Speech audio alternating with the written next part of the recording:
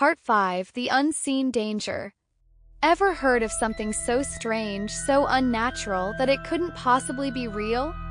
How do you explain something that doesn't belong in this world, but is standing right in front of you? You've heard the rumors about vampires, but you never thought they'd be true. Until now.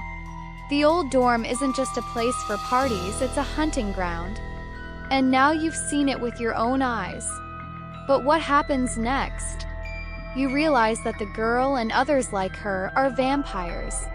But how are they so good at blending in? Why are they here in the middle of a college campus pretending to be normal students? You've seen too much, and now there's no going back. There's a chill that runs through your body as you sit on the edge of your bed, staring at the cracked door of your dorm room.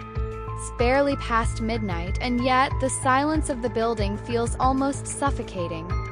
You try to shake off the feeling, but it lingers like a shadow you can't escape.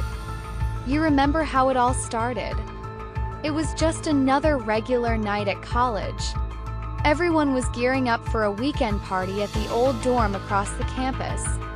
The one that's been here for decades, tucked away in a corner, hidden from the new buildings that surround it. It wasn't a popular dorm, not in the traditional sense. Most students stayed away, scared by the rumors that have been whispered through the halls for years. They'd say the place was haunted, that the previous tenants had mysteriously disappeared without a trace. But no one really took those stories seriously. After all, who believes in ghosts? But you didn't believe in vampires either. Not until tonight. You had never been a fan of those late-night parties. It wasn't your scene, but your roommate Sarah was different. She practically lived for them, and this time she convinced you to come along. Just for a little while, she promised, her voice full of excitement. It wasn't long before you arrived at the old dorm. You could feel it as soon as you stepped inside, the thick air, the oppressive weight of the walls, as though the building itself was watching you. Party was already in full swing, but it didn't take long for you to notice something wasn't quite right. The people there. They didn't look like the usual college crowd. They were too perfect, too still. And their eyes, they weren't like anyone else's. You remember locking eyes with one of them, a girl in a dark red dress who seemed to glide through the crowd. She didn't smile, but there was something almost hypnotic about the way she moved. Something about her felt off, unnatural. Your heart began to race as a strange sense of dread settled in the pit of your stomach. You wanted to leave, but Sarah was already lost in the music, laughing with people you didn't even know. You tried to pull her away, but it was too late. That's when you saw it, her eyes. Red, almost glowing. And the way she stared at you. Like she knew everything about you. Knew your deepest fears. You couldn't look away. Something inside you told you to run, to scream, to do anything. But you just couldn't move. It was as if the air around you had thickened, pulling you deeper into the web of something much older and darker than you could ever understand. And that's when she spoke. Her voice was soft, almost like a whisper, yet it cut through the noise of the party like a blade. "You shouldn't be here," she said, her lips curling into a faint, cold smile. "You don't belong with us." You backed away slowly, but the others around you, those perfect faces, began to close in. They circled you like wolves hunting their prey. Somehow you managed to break free, running as fast as you could out of that dorm. When you finally made it back to your room, you locked the door and tried to convince yourself that it was just your imagination. That maybe the party had gotten to you, or you'd been too tired, too stressed from exams. But no. You couldn't shake the feeling that what you'd seen wasn't a hallucination. The girl you saw, those eyes, they weren't human.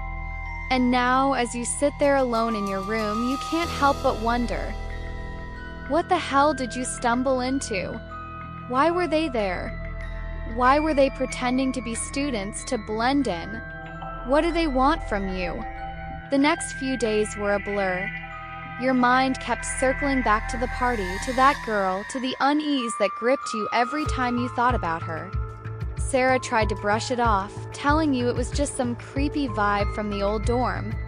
But deep down, you knew better. That's when you started paying attention, really paying attention to the people around you. You started noticing strange patterns, little things that didn't quite add up.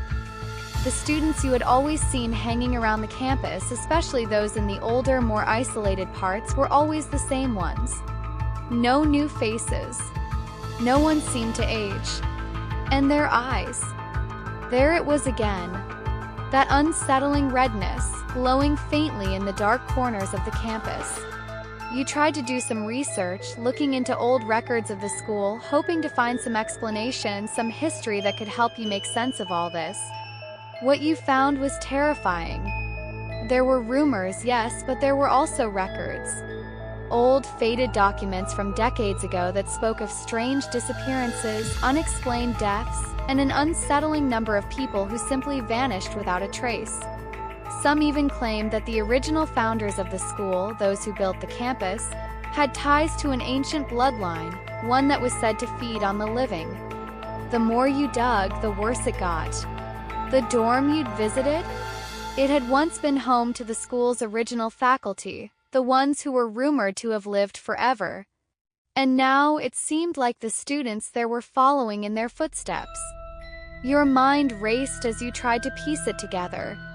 The vampires, the old records, the weird behavior, it all fit somehow.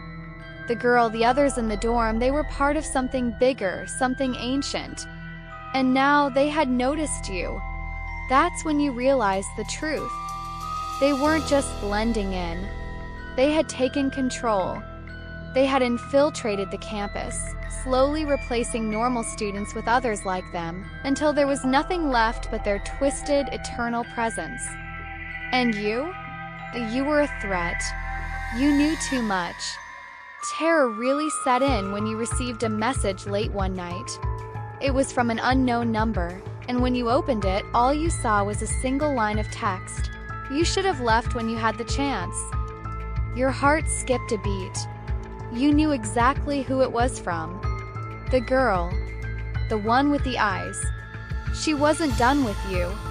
Before you could even think, there was a knock at your door. Soft. Insistent. You froze. No one came to visit at this hour. You reached for your phone, ready to call someone, but your fingers trembled too much to dial. The knock came again. Louder this time. "Open the door now," a voice said from the other side, cold and familiar. It was her. The air grew thick as you backed away from the door, panic rising in your chest. You had to do something, anything, but there was no way out. No way to escape. You could hear the sound of footsteps moving down the hall, getting closer. Your breath caught in your throat. And then it hit you. There was only one way to survive. You had to face them. You couldn't run anymore. Not from them. Not from the truth. In that moment, you knew that everything you thought you knew about college, about your campus, about life, it had been a lie. You had walked into something dark and ancient, something that had been lurking in the shadows long before you even arrived. The vampires weren't just a myth. They were real. And they had been waiting for someone like you to uncover their secret.